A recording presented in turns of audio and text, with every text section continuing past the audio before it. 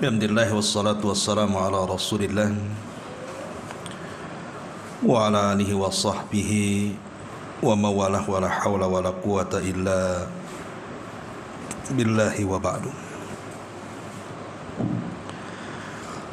Alhamdulillah, segala puja dan puji hanya milik Allah subhanahu wa ta'ala. Salawat dan juga salam terhadiahkan kepada Rasul kita Nabi besar Muhammad sallallahu alaihi wa ala alihi wasallam. Kita lanjutkan kajian kita masih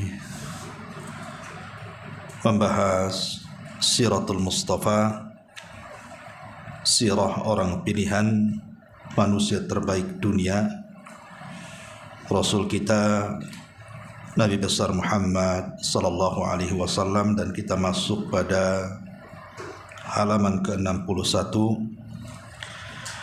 kelahiran dan 40 tahun sebelum kenabian. Ma'asyiral muslimat yang dimuliakan Allah subhanahu wa ta'ala, kita tahu bahwa Allah subhanahu wa ta'ala berfirman di dalam Al-Quranul Karim, Qul bifadlillahi wa rahmatihi fabidzalika falyafrahu huwa khairun mimma yajma'un.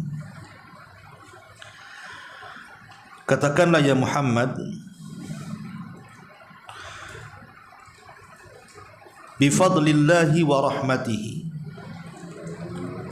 karena karunia dan rahmat Allah subhanahu wa ta'ala yang Allah anugerahkan kepada kalian itu lebih baik dibandingkan harta yang kalian kumpulkan.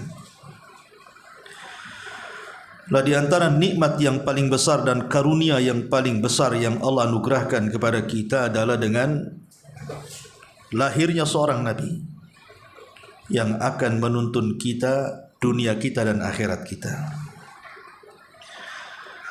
Setiap umat itu diutus pada mereka nabi. Makanya Allah subhanahu wa ta'ala berfirman, walaqad ba'atsna fi kulli ummatin rasulan. Kami telah mengutus pada tiap-tiap umat ini seorang rasul. Artinya sebelum Nabi SAW lahir kemudian diutus menjadi nabi sampai wafatnya, itu sudah ada para nabi yang diutus sebelumnya oleh Allah subhanahu wa ta'ala. Ada yang mengatakan bahwa berdasarkan hadis Abi Dzar Al-Ghifari radhiyallahu an, bahwa jumlah para nabi dan rasul, kalau jumlah nabi itu 120 sampai 124 ribu. Walaupun riwayatnya fihi nadhar, ada yang mengatakan lemah. Tetapi riwayat yang sahih adalah ketika bicara soal jumlah para rasul, di mana jumlah rasul yang diutus kepada kita itu berapa jumlahnya? 315. Lah dari 315 rasul memang tidak semua kita kenal, tapi kita wajib imani. Yang kita kenalkan hanya 25 nabi dan rasul, yang 18 namanya tercantum secara langsung dalam surah Al-An'am. Adapun sisanya sampai genap 25 nabi dan rasul tercecer di beberapa ayat dan surat dalam Quran. Intinya 25 nabi dan rasul. Lah dari 25 nabi dan rasul tentu ada rasul-rasul pilihan, itulah disebut dengan ulul azmi. Dan itu hanya ada 5, dimulai daripada Nuh, Ibrahim, Musa, Isa dan rasul kita. Tapi dari 5 ini Allah subhanahu wa ta'ala hanya mengangkat 2 kekasihnya, Khalilur Rahman Ibrahim dan juga Rasul kita. Tapi dari 2 kekasih Allah yang dijadikan pemimpin seluruh para nabi hanyalah Rasul kita. Itulah yang Rasul katakan, ana sayyidu waladi Adam wala fakhr. Sayalah pemimpin seluruh anak Adam dan saya tidak sombong. Dari sini kita tahu bahwa kedudukan Nabi SAW luar biasa dari seluruh para nabi dan rasul. Dan ini kenikmatan yang Allah anugerahkan kepada kita dengan dilahirkannya seorang nabi dan rasul yang akan mengakhiri seluruh kenabian dan kerasulan. Maka kita akan mengenal kelahirannya. Dalam satu tahun itu ada yang disebut dengan bulan Rabiul Awal. Bulan Rabiul Awal. Bulan Rabiul Awal ini terjadi 3 peristiwa besar dalam sejarah yang merangkum semua sejarah. Jadi sejarah Rasul itu dirangkum dalam bulan Rabiul Awal. Karena Rabiul Awal ini disepakati 2 dan diperselisihkan 1. Yang disepakati hijrahnya Rasul dan wafatnya Rasul. Sepakat terjadi di bulan Rabiul Awal. Tidak ada khilaf ulama. Yang diperselisihkan justru kelahirannya. Apakah Nabi SAW itu lahir di bulan Rabiul Awal ataukah di bulan-bulan yang lainnya? Karena macam-macam pendapat para ulama. Ada yang mengatakan di bulan Safar, ada yang mengatakan di bulan Ramadan, ada yang mengatakan di bulan Rajab, ada yang mengatakan di bulan Rabiul Awal. Tetapi jumhur, mayoritas ulama sejarah, mereka banyak berpendapat bahwa kelahiran Nabi SAW itu terjadi di bulan Rabiul Awal. Jadi Rabiul Awal itu seolah-olah menyingkat sejarah awal, tengah, akhir, kelahiran, hijrah dan wafat. Itulah peristiwa secara global di bulan Rabiul Awal ini. Adapun tentang harinya, hari kelahiran Nabi SAW disepakati tidak ada khilaf. Di mana Nabi SAW hari kelahirannya adalah hari Senin, dan itu pernah ditanyakan langsung kepada Nabi ketika berbicara soal keutamaan puasa hari Senin dan Kamis. Apa kata Nabi SAW? Ketika disebut hari Senin, Rasul mengatakan, "Dzakal yaum wulidtu fi." Itulah hari yang aku dilahirkan. Artinya tentang hari tidak ada perselisihan.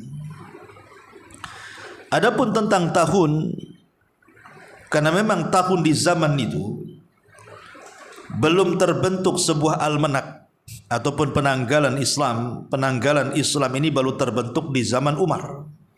Umarlah yang pertama kali mencetuskan almanak Hijriah. Artinya di masa Rasul dan Abu Bakar belum ada. Masih mengacu kepada penanggalan-penanggalan lokal yang biasa dibentuk oleh orang-orang jahiliyah. Di mana orang-orang jahiliyah itu kalau mereka membuat tahun, maka mereka akan menasabkan dengan sebuah peristiwa yang besar. Umpamanya terjadi tsunami, kemudian 1 minggu setelahnya ada yang lahir, maka nanti akan disebut hari, bulan dan tahun kelahirannya itu ya tahun tsunami. Kalau ada gempa sebulan sebelumnya, maka tahun gempa. Kalau ada puting beliung, ya tahun puting beliung. Nah, kebetulan 50 hari sebelum lahirnya Nabi SAW terjadi peristiwa yang disebut dengan Perang Gajah. Makanya tahunnya dinisbatkan kepada perang Abrahatul Asram. Adapun kapan Nabi SAW lahir, ini menjadi perselisihan para ulama. Jam berapa dia lahir? Apakah dia malam ataukah dia siang? Ada yang mengatakan Rasul itu lahir di malam hari, berdasarkan alamat yang muncul pada orang-orang Yahudi, munculnya bintang Ahmad. Berarti di situ lahirnya Rasul. Ada yang mengatakan Nabi SAW lahir itu di waktu fajar. Tapi wallahu a'lam, yang kuat tentang pendapat ini bahwa Rasul lahir di siang hari, berdasarkan hadis tentang puasa Senin tadi. Ketika Rasul ditanya puasa Senin, maka Rasul, itulah hari yang aku dilahirkan. Lah puasa malam apa siang? Siang. Berarti Rasul lahir di siang hari. Nah, tidak ada masalah sih ibu lahir di siang di malam, tidak masalah. Bukan berarti kalau di malam nanti hitam kulitnya, di siang nanti putih kulitnya, bukan begitu. Ini kan bukan bicara masalah itu. Artinya kita hendak membongkar sejarah Rasul. Kapan si Rasul SAW dilahirkan itu? Ada yang mengatakan malam, ada yang mengatakan waktu fajar, ada yang mengatakan siang hari. Berarti kalau kita rangkum semuanya, berarti Nabi SAW lahir di siang hari, di hari Senin, di tanggal 12. Ini jadi khilaf. Tanggal ini jadi khilaf nih. Karena macam-macam tanggal kelahiran Nabi SAW. Oke, bulannya menurut mayoritas ulama sepakat Rabiul Awal, tapi tanggalnya macam-macam. Walaupun jumhur ulama ahli sejarah mengatakan tanggal 12, kita ambil pendapat mayoritas. Berarti siang hari Senin tanggal 12 bulan Rabiul Awal tahun gajah. Itu dari segi tarikh kelahiran Nabi SAW. Ma'asyiral muslimat yang dimuliakan Allah Subhanahu wa taala. Kita tahu bahwa nasab Nabi SAW sudah kita bahas, ya. Tapi tidak mengapa kita akan sebut. Nabi SAW disebutkan dalam sebuah hadis yang dikeluarkan Imam Muslim dari Wathilah ibn Asqa radhiyallahu anhu, dia mendengar Rasul bersabda, Inna Allah astafa Kinanata min waladi Ismail, wastafa Quraisyan min Kinanah, wastafa min Quraisyin Bani Hashim, wastafani min Bani Hashim. Kata Nabi SAW, Allah telah memilih Kinanah itu dari anak cucu Ismail, dan Allah memilih Quraisy dari Kinanah, dan Allah Subhanahu wa taala memilih Bani Hashim dari Quraisy, dan Allah memilih aku dari Bani Hashim. Dari sini kita tahu bahwa nasab Nabi SAW itu bukan nasab kaleng-kaleng, ya. Bukan nasab sembarang, tapi nasab luar biasa, mulia. Nasab orang-orang mulia. Sejak dari Ismail alaihi salatu wassalam, kemudian sampai kepada Kinanah, kemudian sampai kepada Quraisy, sampai kepada Hashim, lahirlah Nabi SAW. Makanya dia adalah Muhammad ibn Abdullah. Nama Abdullah itu namanya Syaibah, ya. Muhammad ibn Abdullah ibn Abdul Muttalib. Abdul Muttalib namanya Syaibah. Kemudian ibn Hashim. Hashim namanya Amr. Ibn Abdi Manaf. Abdi Manaf namanya Mughirah. Ibn Qusay, dan Qusay namanya Zaid. Ibn Kilab, Ibn Murrah, Ibn Ka'ab, Ibn Lu'ay, Ibn Ghalib, Ibn Fihr, Ibn Malik, Ibn Nadhr, Ibn Kinanah. Ketemu nama Kinanah. Kemudian Ibn Khuzaimah ibn Mudrikah, dan Mudrikah namanya Amir Ibn Ilyas, Ibn Mudhar, Ibn Nizar, Ibn Ma'ad, Ibn Adnan. Dari sini kita tahu bahwa nasab Nabi SAW berakhir di Adnan. Sampai di sini, Bu, sepakat ulama. Nama-nama ini tidak ada khilaf ulama dari nasab Nabi SAW pada Adnan. Yang jadi masalah adalah dari Adnan ke Ismail. Para ulama mengatakan berapa kakek buyut Adnan ke Ismail itu. Ada yang mengatakan Adnan ke Ismail itu ada 9 orang lagi. Dari Nabi SAW ke Adnan, dari Adnan ke Ismail itu ada 9 orang lagi kakek buyutnya ke atas itu. Ini satu pendapat. Pendapat yang kedua, tidak sampai 9, hanya 7 saja. 7 orang dari Adnan ke Ismail ini. Bahkan ada yang lebih banyak daripada itu, sampai mengatakan 15 orang, ada yang mengatakan 40 orang. Wallahu a'lam, ya. Tapi yang jelas bahwa sepakatnya para ulama, Adnan ini nyambung ke Ismail. Soal berapa jumlah kakek buyut dari Adnan ke Ismail, wallahu a'lam. Tapi sampai dia kepada Ismail, cuman berselisih berapa orangnya saja, dan nama-nama orangnya juga, ya. Tapi walaupun demikian, ada yang berusaha kemudian menyebutkan dari Adnan ke ke Ismail alaihi salatu wassalam, sebagaimana kemudian disebutkan oleh sebagian para ulama, seperti yang disebutkan oleh Ibnu Abdul Bar rahimahullahu taala.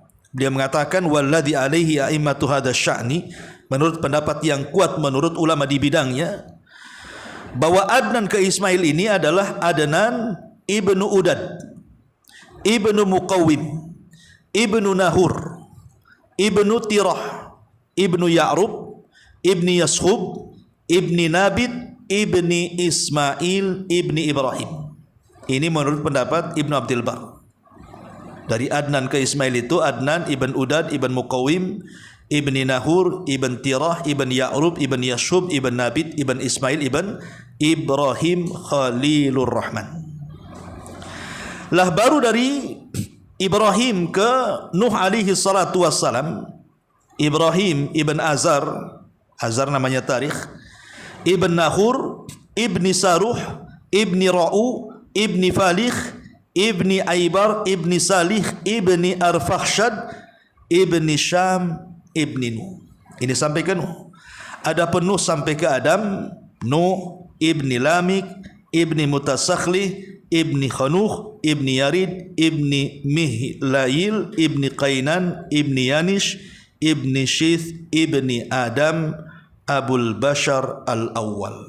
Itu nasab Nabi SAW dari Rasul ke Adnan, dari Adnan ke Ismail, dari Ismail ke Nuh, dari Nuh ke Adam alaihi salatu wassalam. Intinya semua turunan Adam, ya, termasuk ibu juga turunan Adam. Tapi kan ibu bukan jalur dari Nabi, makanya pesek. Tapi tak ada masalah, karena nasab dalam Islam itu bukan patokan orang masuk surga. Yang jadi patokan masuk surga itu adalah takwa dan amal. Kata Rasul, man batta'a bihi amaluhu lam yusri bihi nasabuhu. Kalau lambat amalnya tidak bisa dikejar nasabnya. Nasab tidak bisa mengejar amalnya. Umpamanya ada seorang habib dari habaib ngaku nabi, tidak pernah sholat, tidak bisa nasab yang menjamin dia masuk surga. Tidak. Tapi ada bukan habaib, bukan turunan syarifah, bukan turunan sayyidah gitu ya, tapi dia rajin sholat, walaupun tidak punya nasab tetap Allah masukkan ke surga. Jadi buat apa kalau gitu nasab? Kalau ujung-ujungnya kembali kepada amal soleh kan itu. Tapi walaupun demikian tetap Islam menghormati darah keturunan Nabi.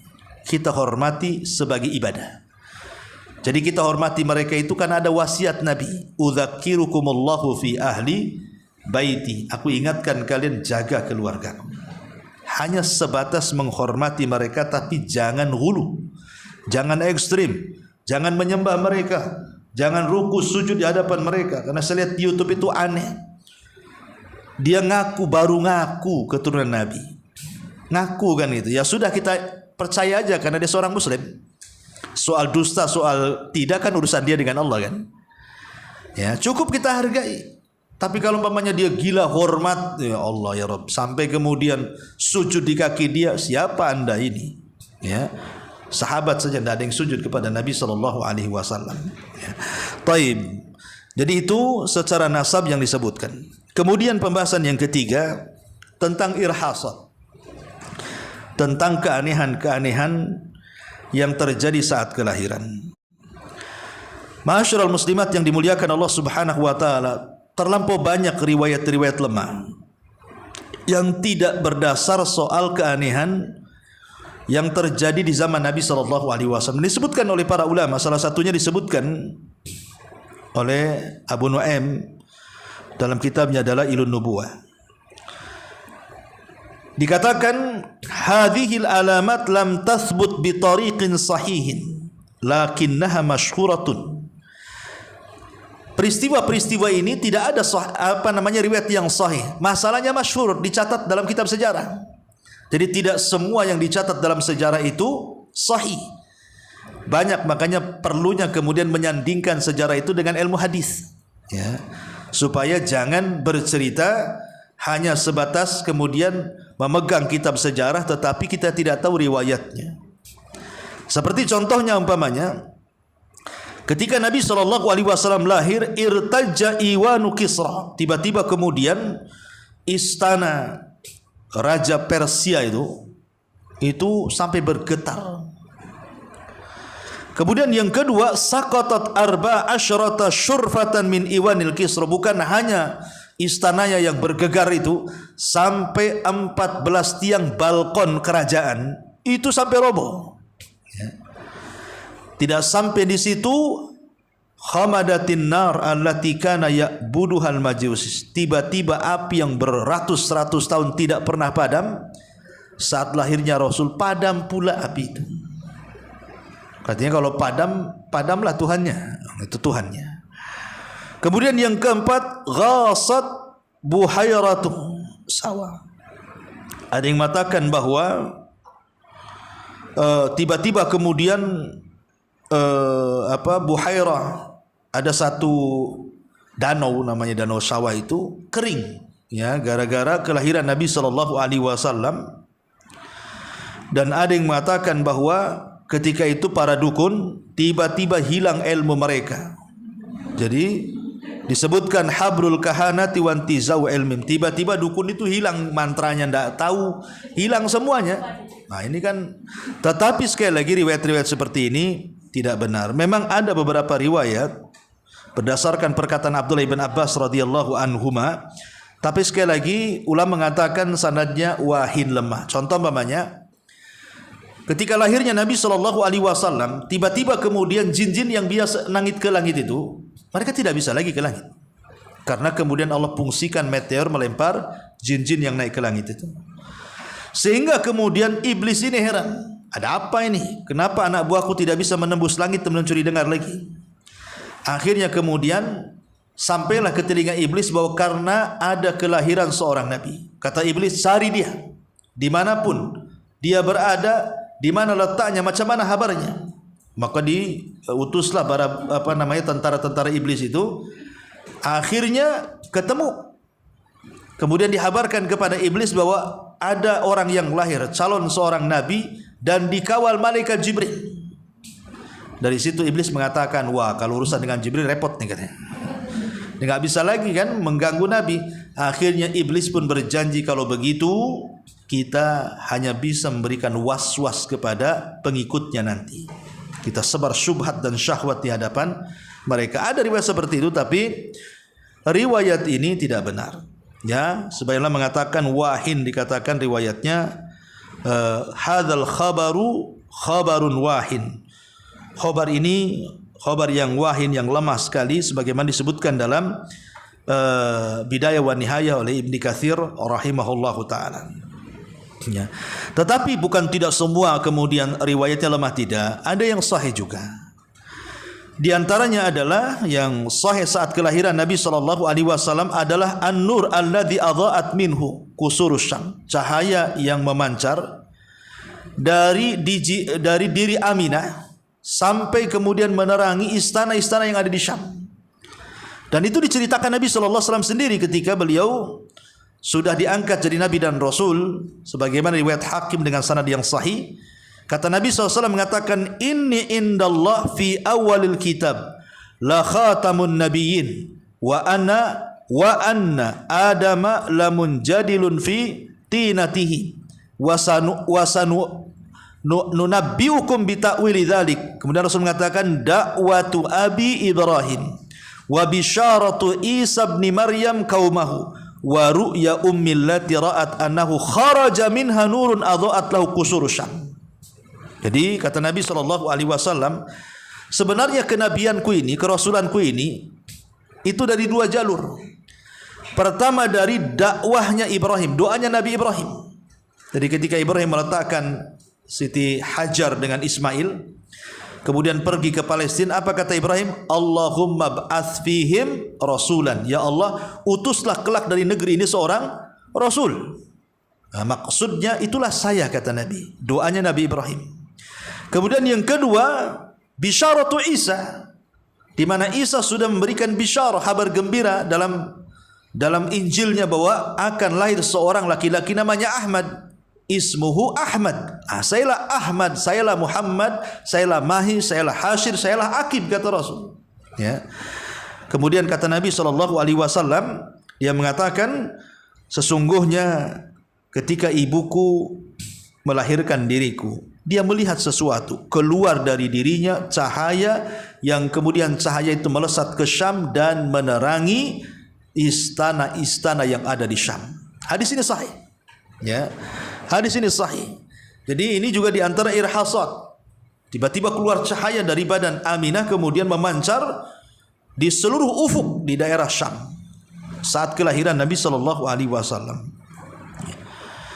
Kemudian juga yang kedua, irhasat yang saya adalah zuhuru najmi Ahmad fis sama, munculnya bintang Ahmad di langit. Ini sahih. Ya, berdasarkan riwayat yang dikeluarkan Imam Ahmad dalam musnadnya. Jadi ketika hari kelahiran besoknya kan akan ada kelahiran, maka malamnya itu muncul bintang Ahmad. Bintang ini tidak bisa diketahui kecuali orang Yahudi. Yahudi yang tahu karena mereka berdasarkan ilmu yang dicatat dalam kitab mereka. Orang musyrik mana tahu bintang itu? Yang tahu orang Yahudi. Dan bintang itu ditunggu sudah ratusan tahun lamanya. Rupanya malam itu muncul, artinya besok akan lahir seorang Nabi. Sehingga ketika kemudian para padri Yahudi itu senang akan kelahiran Nabi yang ditunggu-tunggu dari generasi ke generasi, rupanya sampai besok tidak ada satu rumah daripada rumah-rumah Yahudi yang melahirkan. Dari situlah kemudian habru-habru Yahudi itu, para padri-padri Yahudi menangis dan mengatakan, zahabat nubuwatu Bani Israel, telah hilang kenabian Bani Israel dan telah berpindah kepada kenabian Bani Ismail. Maksudnya orang Arab. Ya. Ini juga termasuk irhasat munculnya bintang Ahmad. Dari situlah kemudian hasadnya orang-orang Yahudi. Termasuk juga peristiwa yang sahih yang ketiga adalah Ashabul Fil, dan itu dicantumkan dalam Quran, ya pasti sahih Qurannya. Alam tara kaifa fa'ala rabbuka bi ashabil fil alam yaj'al kaidahum fi tadlil wa arsala alaihim tayran ababil tarmihim bihijaratin min sijil faja'alahum ka'asfi ma'kul. Itu 50 hari sebelum lahirnya, artinya 1 bulan setengah kurang lebih sebelum Rasul lahir, terjadi perang gajah dan penghancuran pasukan Abraha dengan kuasa Allah dengan dikirimnya burung ababil. Ini secara singkat tentang kelahiran Nabi SAW. Baik, kita akan baca bukunya sekilas dari perkataan Safiyur Rahman Al-Mubarakfuri di sini. Kelahiran Nabi SAW. Sayyidul Mursalin Rasulullah SAW dilahirkan di tengah-tengah kabilah besar, kabilah Bani Hashim di kota Mekah. Dan kabilah Bani Hashim itu kabilah pilihan dari kabilah Quraisy. Sebagaimana Quraisy kabilah pilihan dari Kinanah, sebagaimana Kinanah kabilah pilihan dari Bani Ismail. Ya. Bani Hashim ini di kota Mekah pada pagi hari Senin, tanggal 9 Rabiul Awal. Beliau memilih tanggalnya bukan 12 tapi 9 Rabiul Awal. Jadi pengarang Safiyur Rahman mengambil, tadi kan saya katakan untuk tanggal kelahiran terjadi khilaf. Ada yang 9, ada yang 12, ada yang 20, ada yang 24, macam-macam. Tapi beliau pengarang lebih memilih tanggal kelahirannya adalah tanggal 9. Tapi bulannya Rabiul Awal. Al-Imam Ibnu Hazm rahimahullahu taala ada salah satu ulama yang berpendapat lain tentang bulan. Dia mengatakan bahwa kelahiran dan diangkatnya dia jadi nabi itu sama. Bulan Ramadan katanya. Jadi Imam Ibnu Hazm mengatakan kelahiran Rasul itu bukan Rabiul Awal tapi bulan Ramadan. Tapi ini tidak berdasarkan dalil. Ya, hanya berdasarkan logika beliau saja, sehingga menyelisihi mayoritas para ulama sejarah, bahwa mayoritas mengatakan kelahiran Nabi SAW itu terjadi di bulan Rabiul Awal pada tahun tragedi pasukan gajah atau 40 tahun dari berlalunya kekuasaan Kisra Anushirwan. Ya. Juga bertepatan dengan tanggal 20 atau 22 April tahun 571 Masehi.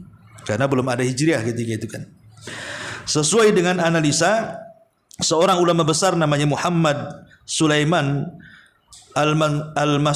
Al-Surfuri dan seseorang antropolog ilmu falak yang namanya Mahmud Fasa. Taib. Kemudian Ibnu Sa'ad meriwayatkan bahwa ibunda Nabi SAW pernah menceritakan, ketika aku melahirkan dari farjiku kemaluanku keluarlah cahaya. yang karenanya istana-istana negeri Syam tersinari dengan cahaya itu. Imam Ahmad dan juga Ad-Darimi dan perawi yang lainnya juga meriwayatkan versi yang hampir mirip dengan riwayat ini. Dan ini salah satu daripada irhasat tadi ya. Ibu bedakan, ada namanya irhasat, ada namanya mukjizat.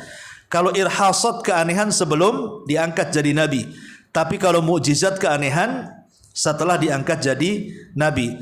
Karena keanehan di dunia ini kan macam-macam ya. Ada namanya sihir. Sihir ini dimiliki para bomo, dukun dan begitu seterusnya. Kemudian yang kedua ada namanya karamah. Karamah ini dimiliki oleh orang-orang yang beriman, wali-wali Allah Azza wa Jalla. Ya. Kemudian yang ketiga namanya ihana. Ihana ini ditampakkan keanehan itu untuk menghinakan, bukan untuk memuliakan, tapi untuk menghinakan. Contoh ketika di zaman Musailamah Al-Kadzab, ada nabi palsu di zaman Rasul namanya Musailamah Al-Kadzab. Kemudian ada orang buta sebelah. Dia datang kepada Musailamah Al-Kadzab, kononnya seperti orang buta datang kepada Rasul kemudian diberikan ludah sembuh. Jadi orang ini percaya Musailamah itu nabi, maka dia datang kepada Musailamah karena dia buta sebelah, dia ingin kemudian disembuhkan dua-duanya. Pas diludahi malah buta dua-duanya. Itu namanya ihanah namanya. Ya kan? Bukannya sembuh malah buta dua-duanya itu. Ihanah itu menghinakan. Berarti dia bukan nabi, gitu maksudnya ya. Itu keanehan juga kan? Masa datang sembuh kemudian pulang pula buta? Nah, itu kan keanehan juga. Ya. Jadi itu namanya ihanah. Ada namanya maunah. Maunah ini keanehan ya orang biasa, mungkin dia tidak terlalu soleh, tidak. Tetapi dalam waktu-waktu tertentu dia berdoa kepada Allah, tiba-tiba datang keanehan, harusnya ditabrak akhirnya tidak tertabrak dan begitu seterusnya. Itu namanya maunah. Nah, di sana ada mukjizat khusus untuk para nabi. Ini pun terbagi dua, namanya irhasat, ada namanya mukjizat. Irhasat sebelum diangkat jadi nabi, mukjizat setelah diangkat jadi nabi. Itu namanya keanehan-keanehan. Ya, tapi yang kita ini bicara ini adalah irhasat. Jadi keanehan-keanehan, tanda-tanda awal yang menunjukkan bahwa dia itu seorang nabi. Dan itu banyak nanti, seperti kemudian ketika Rasul di masa remaja tiba-tiba batu mengucapkan salam, kemudian pohon mengucapkan salam. Rasul bingung, dia jalan di sebuah tempat tiba-tiba dia mengucapkan salam. Kiri kanan tak ada orang, ya. Ini pohon, ini batu, siapa yang mengucapkan salam ini? Rasul bingung, tapi Rasul kemudian tidak mencari tahu. Setelah dia menjadi nabi dan Rasul, dia baru tahu dan mengatakan, sungguh aku tahu di mana letak batu dan pohon yang dulu dia mengucapkan salam kepadaku. Itu juga irhasat kan? Ya, namanya memberikan salam padahal nggak ada orang, rupanya batu dan pohon itulah yang mengucapkan salam. Ya. Jadi di sini salah satu irhasatnya adalah keluar cahaya dari farji kemaluan Aminah saat melahirkan Rasul yang memancar cahayanya sampai ke negeri Syam. Dan ini kata para ulama menunjukkan bahwa ini bayi yang lahir ini bukan bayi biasa, dan kelak dia akan menguasai negeri yang terkena cahaya itu. Ya betul, sadaqallahul azim wa sadaqa rasulul karim. Ya, ketika Nabi SAW kemudian berdakwah dan mendakwakan Islam, akhirnya Islam sampai ke tempat di mana cahaya itu menyinari negeri Syam itu, Romawi. Ya. Taib. Setelah beliau dilahirkan, ibundanya mengirim utusan ke kakeknya, siapa? Abdul Muttalib, untuk memberitahukan kepadanya berita gembira kelahiran cucunya tersebut. Kakeknya langsung datang dengan sukacita dan memboyong cucunya tersebut masuk ke dalam Ka'bah. Kemudian berdoa kepada Allah dan bersyukur kepadanya. Kemudian memberi nama Muhammad. Kemarin saya sudah singgung bahwa Muhammad ini nama yang dijaga oleh Allah Subhanahu wa taala, di mana sebelumnya belum ada nama Muhammad. Sebelumnya belum ada namanya Muhammad. Ya.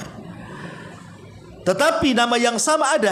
Maksudnya ada orang-orang yang disebut nama Muhammad itu ada sekitar 5 ataupun 6 orang lah di zaman itu, selain Nabi SAW.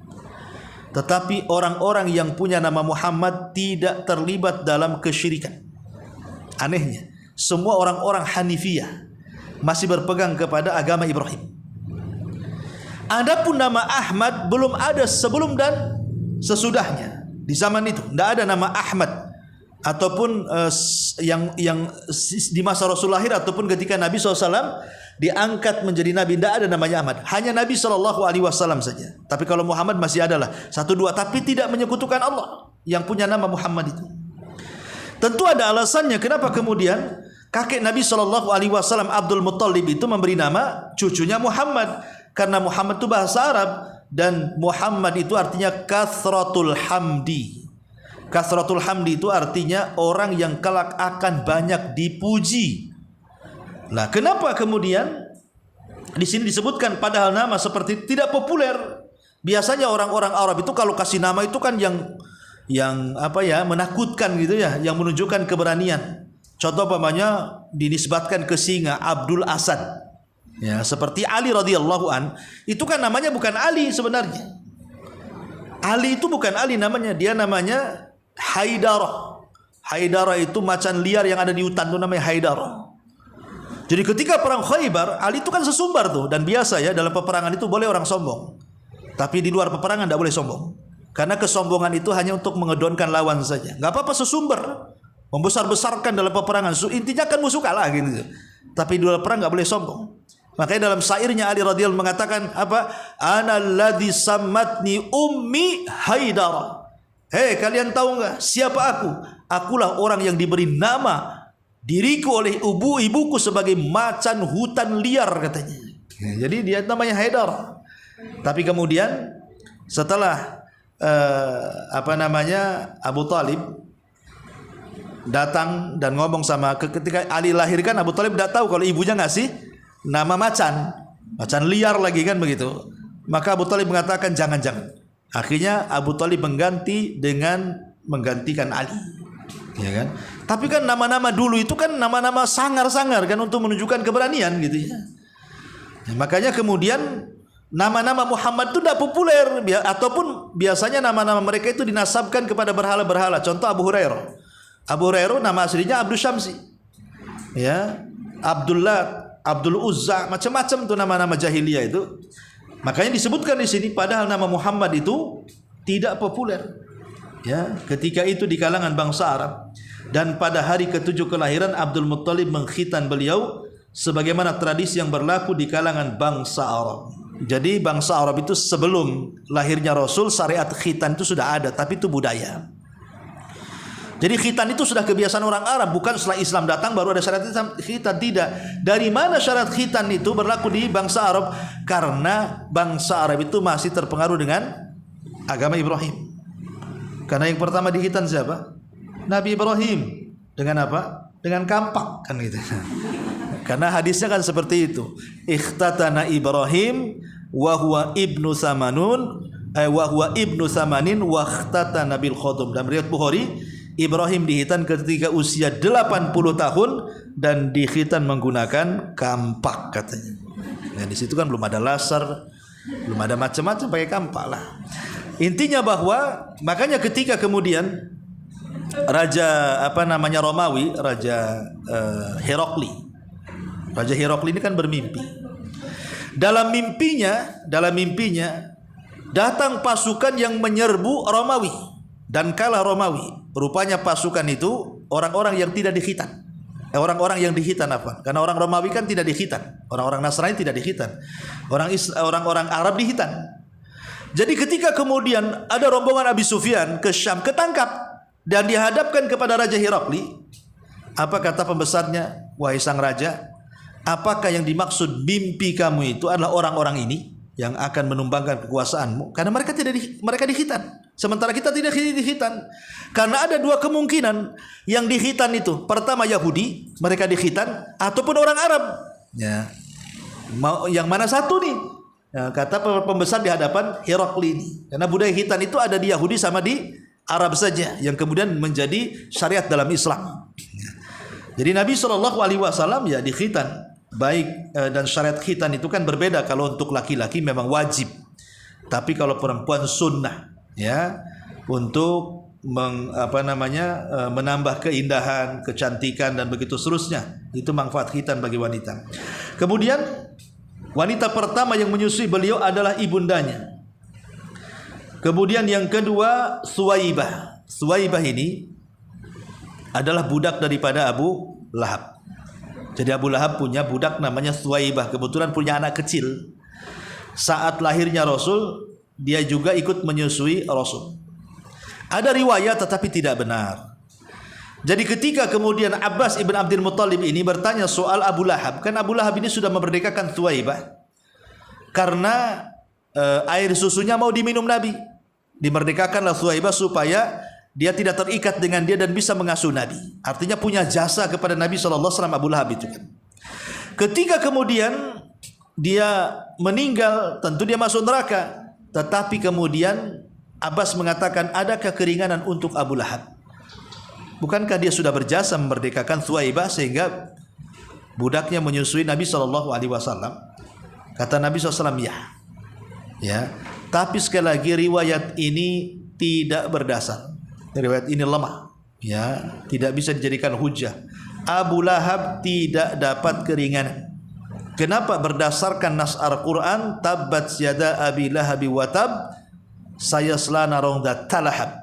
Sayasla narong dat talahab. Dia akan masuk ke neraka yang menyala-nyala. Dia tidak ada keringanan. Yang ada keringanan hanya Abu Talib. Ya, kalau Abu Talib, ya. Itulah satu-satunya orang kafir yang dapat keringanan neraka, namanya Abu Talib. Itulah yang dibincangkan oleh Abbas kepada Nabi SAW. Wahai Rasul, bagaimana dengan jasa Abu Talib kepadamu? Karena kita tahu jasa Abu Talib itu luar biasa, kan, membela Islam walaupun tidak masuk Islam. Tapi tidak ada satupun yang mampu menyentuh Rasul kalau Abu Talib masih hidup. Baru setelah Abu Talib meninggal, disebut Amul Hazni, tahun kesedihan, barulah kemudian orang kafir berani kepada Nabi. Sehingga Abbas ini kemudian menyebutkan kebaikan Abu Talib. Macam mana Abu Talib itu? Dia kan dulu baik sekali pada kamu.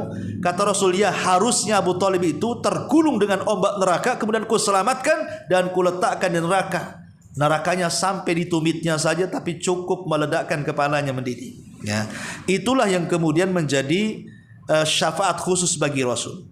Satu-satunya orang kafir yang diringankan azabnya, tapi tidak keluar dari neraka, dialah Abu Talib. Diletakkan di neraka yang sampai mata kakinya saja, atau di sendalnya neraka. Ya, intinya bahwa kembali Thuwaibah ini adalah budaknya Nabi SAW. Ini wanita kedua yang menyusui Rasul. Ya, kemudian wanita ini merupakan budaknya Abi Lahab, yang saat itu juga sudah menyusui bayinya yang bernama Masruh sebelumnya. Dia juga telah menyusui Hamzah bin Abdul Muttalib, kemudian menyusui Abu Salamah bin Abdul Asad Al-Makhzumi.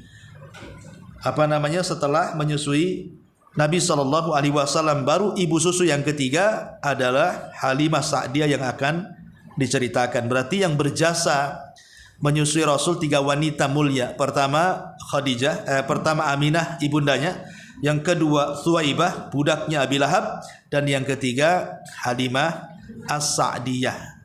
Dan itu yang paling lama menyusui Nabi SAW dari kabilah As-Sa'idah atau Bani Sa'id. Ini diantara kelahiran Nabi SAW. Sampai di sini dulu.